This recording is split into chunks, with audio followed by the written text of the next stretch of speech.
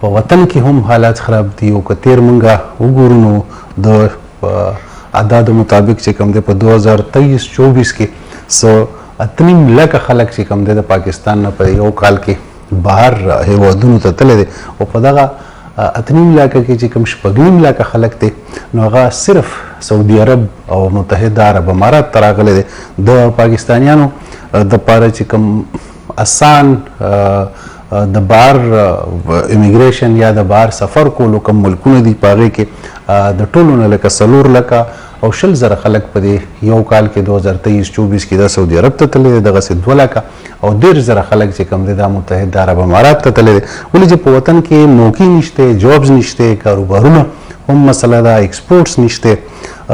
امن و امان د بجلی مسایل مختلف مسایل دي او چې کوم د کاروبار دپاره د روزګار دپاره د بهتر معیشت دپاره پکار دي نو هغه حالات پاکستان کې سم نه دي دغه وجه ده چې ګڼ زمونږ کم ورک فورس دی زمونږ کم خلک دی نو هغوی کوشش کوي چې بهر ملک ته لاړ شي ولته کې د ځان له د مزدورۍ او د کار روزګار دپاره کوشش وکړي